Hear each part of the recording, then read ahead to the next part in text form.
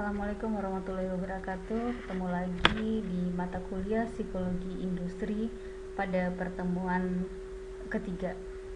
Ya. Sebelum kita memulai perkuliahan, seperti biasa, sebaiknya kita membacakan Ibu Al-Quran Al-Fatihah.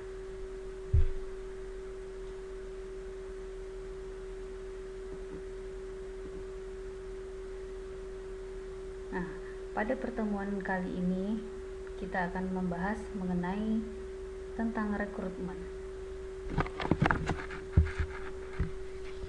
Sebelumnya kita harus tahu terlebih dahulu apa itu yang dikatakan dengan rekrutmen. Jadi di sini dapat kita lihat rekrutmen merupakan proses mencari, menemukan, mengajak, dan menetapkan sejumlah orang dari dalam maupun dari luar sebuah perusahaan sebagai calon tenaga kerja dengan karakteristik tertentu seperti yang telah ditetapkan dalam perencanaan sumber daya manusia. Kemudian, hasil dari rekrutmen yang didapatkan dari proses rekrutmen adalah sejumlah tenaga kerja yang akan memasuki proses seleksi, yakni proses untuk menentukan kandidat yang mana yang layak untuk mengisi sebuah jabatan tertentu yang tersedia pada sebuah perusahaan. Adapun tujuan dari rekrutmen diantaranya menyediakan sekumpulan calon tenaga kerja atau karyawan yang telah memenuhi syarat. Tujuan selanjutnya agar konsisten dengan strategi, wawasan, dan nilai perusahaan. Kemudian tujuan rekrutmen yang ketiga untuk membantu mengurangi kemungkinan keluarnya karyawan yang belum lama bekerja pada sebuah perusahaan. Yang keempat, untuk mengkoordinasikan upaya perekrutan dengan program seleksi dan pelatihan. Yang kelima, untuk memenuhi tanggung jawab perusahaan dalam upaya menciptakan kesempatan kerja. Ada pun beberapa sumber rekrutmen, diantaranya ada sumber rekrutmen secara internal, secara eksternal, dan e-rekrutmen. Nah, kita harus tahu apa itu sumber rekrutmen secara internal. Nah, untuk sumber rekrutmen secara internal itu merupakan mencari dan memilih sumber daya manusia yang berkualitas dari sumber internal dalam sebuah perusahaan tersebut. Ya, di sini saya jelaskan merupakan proses rekrutmen dengan menggunakan atau mempromosikan orang-orang yang sudah bekerja dalam perusahaan tersebut. Nah, adapun hasil yang bisa kita dapatkan melalui sumber rekrutmen secara internal itu bisa berupa perpindahan divisi, bisa kenaikan pangkat, dan bisa juga untuk mutasi. Kemudian metode yang digunakan dalam sumber rekrutmen secara internal adalah metode promosi jabatan, bisa lelang jabatan, ataupun rekomendasi dari atasan dalam sebuah perusahaan. Nah, di sini pada sumber rekrutmen secara internal ini tujuannya untuk mencari atau mengisi ya karyawan pada posisi atau level yang tertinggi. Kemudian kita lanjut ke sumber rekrutmen secara eksternal. Di sini kalau untuk sumber rekrutmen secara eksternal berarti kebalikan dari sumber rekrutmen secara internal. Ya, berarti mencari dan memilih sumber daya manusia yang berkualitas dari sumber eksternal, sumber yang bersumber dari luar sebuah perusahaan. Nah, dapat kita lihat di sini proses rekrutmen di mana menggunakan jasa dari luar organisasi untuk melakukan proses rekrutmen. Untuk sumber rekrutmen secara eksternal, hasilnya juga seperti kebalikan dari hasil dari sumber rekrutmen secara internal tadi. Berarti mencari karyawan untuk menepati pada level yang rendah, ya. Kemudian dilakukan untuk mencari untuk mengisi posisi pada level-level yang kosong, biasanya pada level yang rendah. Nah, contoh pelaksanaan pada rekrutmen eksternal itu bisa seperti rekrutmen di sebuah universitas, bisa lewat iklan lowongan pekerjaan, kemudian juga bisa melalui agen tenaga kerja. Kemudian sumber rekrutmen yang ketiga ada yang namanya e-rekrutmen, atau biasa kita dengar itu metode rekrutmen yang menggunakan media internet, ya. Jadi biasanya kita lihat di sini untuk sumber rekrutmen secara e-rekrutmen itu kita mengisi atau dapat mengaksesnya melalui internet, baik itu melalui pengumumannya, kemudian melakukan pengisian formulir, kemudian mendapatkan hasilnya juga melalui media internet. Oke, selanjutnya kita akan bahas tentang kelebihan pada sumber rekrutmen ini untuk internal dan eksternal. Kalau untuk internal ada beberapa kelebihan, ya, dari sumber rekrutmen internal. Yang pertama itu meningkatkan semangat kerja, ya, untuk mengisi posisi tadi. Jadi pada level yang lebih tinggi, ya, jadi dapat meningkatkan semangat kerja karyawan. Yang kedua, jarang terjadi kesalahan dalam penyeleksian. Kemudian kelebihannya juga mendorong kesetiaan karyawan terhadap perusahaan tersebut dan tidak terburu-buru atau gegabah dalam pengambilan keputusan. Jadi bisa lebih santai, ya, karena sudah tahu bagaimana lingkungan dan budaya dari sebuah perusahaannya. Kemudian biaya pelatihannya lebih hemat, ya, dan mendorong pengembangan diri pada karyawan. Jadi karyawan-karyawan tersebut dapat termotivasi untuk naik tingkat, ya. Kemudian adapun kelebihan dari sumber rekrutmen secara eksternal itu yang pertama, adanya kesalahan dalam pengisian jabatan, ya, dihindari karena adanya peluang besar untuk memperoleh calon yang lebih potensial. Kemudian kualifikasi tenaga kerja dapat lebih terjamin.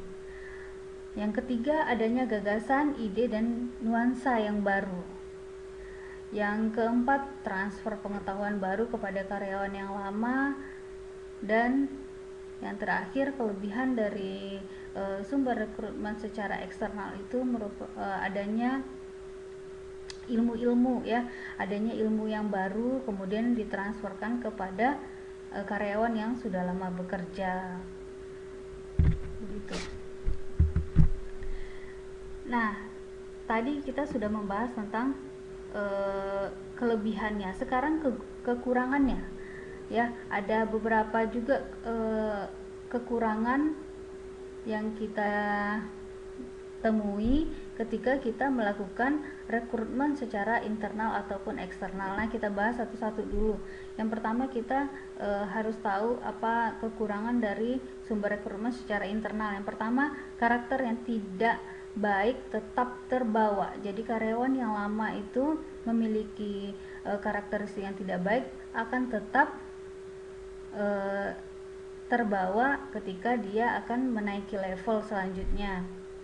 Ya, yang kedua, menimbulkan masalah semangat kerja bagi yang tidak dipromosikan. Jadi bagi karyawan yang kurang produktif mungkin, atau karyawan yang tidak memiliki kualitas untuk diangkat sebagai pimpinan mungkin, ya. Jadi menjadi kurang motivasinya. Yang ketiga, menimbulkan konflik bila penempatannya salah. Kemudian menghambat kreativitas dan inovasi baru, dan menghambat ide-ide baru yang akan ada nantinya, karena tadi sudah mengenal bagaimana budaya dari perusahaan tersebut. Nah, adapun kekurangan dari sumber rekrutmen yang dilakukan secara eksternal, yang pertama, dapat menurunkan semangat kerja pada karyawan yang ada. Kemudian menyebabkan kurang kompaknya antara pekerja baru dengan pekerja yang lama. Ya, di sini mungkin terjadinya adanya senioritas, kelompok veteran. Jadi karyawan yang baru agak minder dekat dengan karyawan yang lama. Di situ kekurangannya bisa terjadi. Nah, yang terakhir, memerlukan biaya pengiklanan pada media, adanya pengujian dan interview, jadi butuh biaya yang banyak. Adapun juga metode rekrutmen itu ada banyak ya. Di antaranya ada iklan, metode rekrutmen. Kita lihat iklan ini bisa seperti contohnya pada sebuah media elektronik, iklan di televisi, iklan di media cetak atau koran ya. Di situ ada rekrutmen. Kemudian yang kedua, metodenya berdasarkan rekomendasi dari internal sebuah perusahaan seperti yang saya jelaskan tadi ya. Kemudian yang ketiga, metode perusahaan penyediaan tenaga kerja. Yang keempat ada lembaga pendidikan seperti perekrutan dalam sebuah universitas.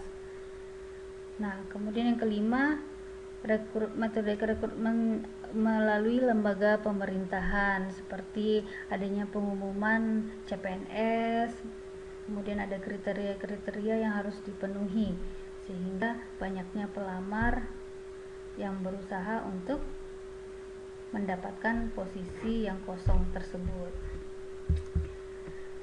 Nah, selanjutnya ada seleksi.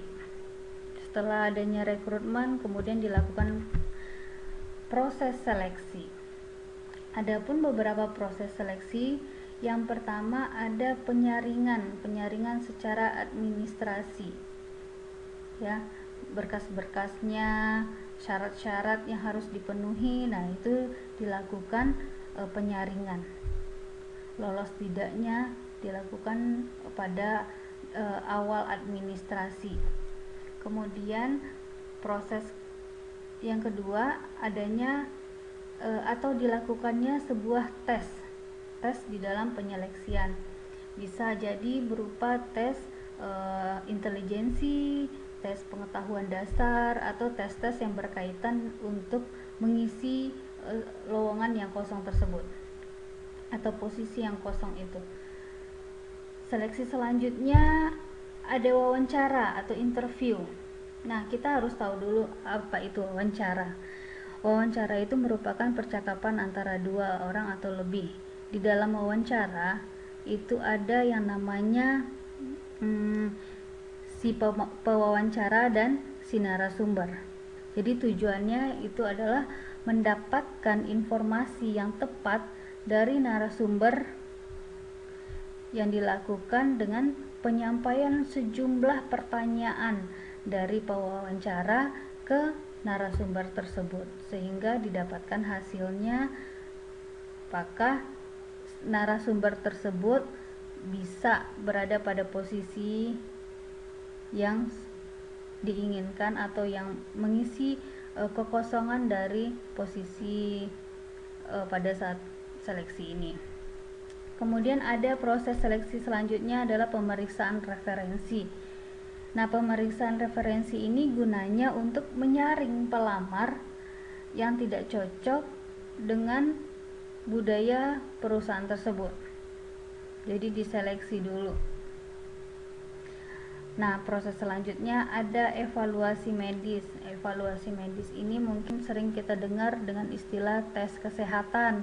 Nah, tes kesehatan ini bertujuan untuk mendeteksi secara dini gangguan kesehatan yang mungkin akan dialami oleh calon karyawan baru akibat faktor tertentu di lingkungan tempat dia bekerja nanti. Ya, itu gunanya kita melakukan evaluasi medis.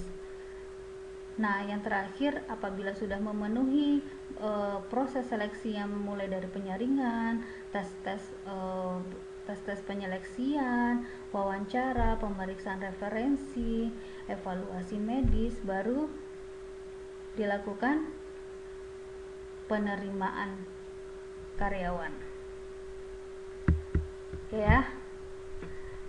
Setelah dilakukan penerimaan karyawan, berarti adanya placement.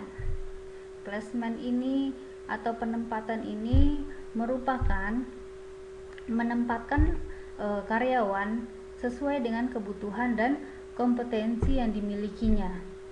Nah, langkah awal dalam menghasilkan sumber daya manusia yang terampil dan andal perlu adanya suatu perencanaan dalam menentukan karyawan yang akan mengisi pekerjaan yang ada dalam perusahaan yang bersangkutan.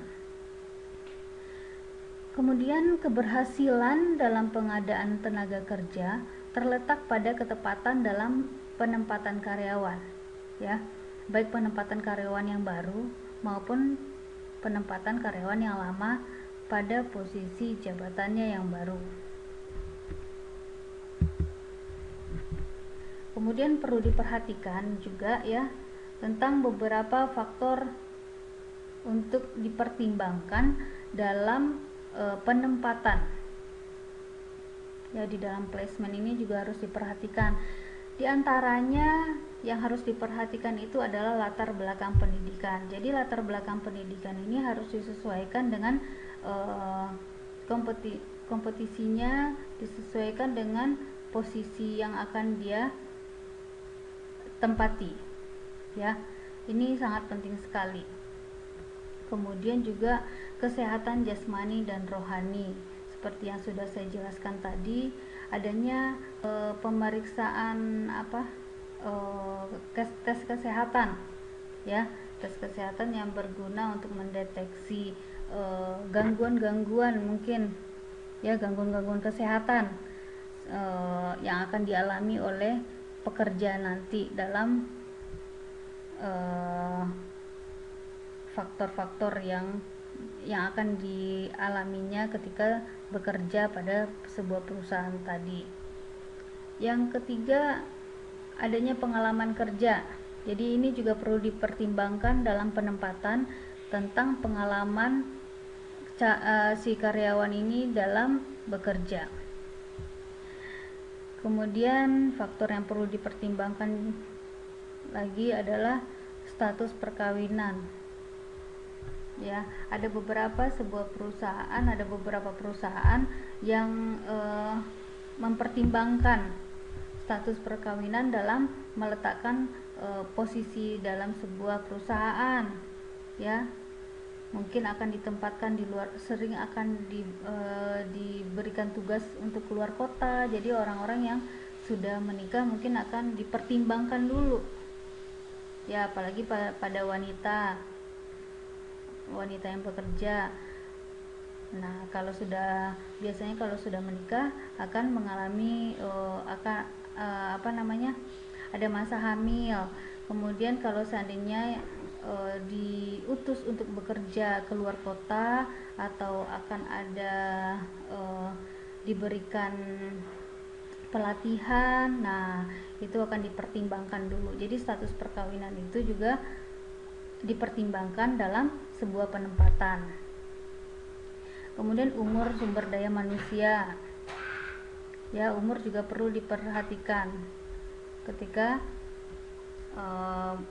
menempati sebuah posisi. Selanjutnya faktor yang perlu dipertimbangkan juga berdasarkan jenis kelamin. Nah, berdasarkan jenis kelamin juga dipertimbangkan, mungkin pekerjaannya lebih berat, ya, tidak mungkin dikerjakan oleh perempuan. Jadi dipertimbangkan, berarti yang bekerja pada posisi tersebut adalah yang berjenis kelamin laki-laki atau sebaliknya, begitu. Dan yang terakhir, faktor yang perlu dipertimbangkan itu adalah minat dan hobi, karena ini juga akan memberikan dampak ya pada hasil sebuah pekerjaan tentang minat dan hobi yang ada pada diri karyawan tersebut. Jadi mungkin si karyawan ini akan memiliki motivasi apabila minat dan hobinya seiring dengan pekerjaan yang akan dia lakukan. Oke ya, jadi itu beberapa faktor yang perlu dipertimbangkan dalam penempatan. Nah, tugas kali ini saudara bisa memberikan uraian tentang kelebihan dan kekurangan dalam proses seleksi secara e-recruitment ya. Jadi saudara uraikan apa kelebihan dan kelemahan dalam proses sumber rekrutmen secara e-recruitment. Oke, sampai di sini dulu perkuliahan kita tentang rekrutmen, seleksi dan penempatan. Jika ada yang mau ditanyakan, nanti saudara bisa komentar di grup WA ya. Oke, sebelum kita menutup perkuliahan, sebaiknya kita membacakan Ibu Al-Quran Al-Fatihah.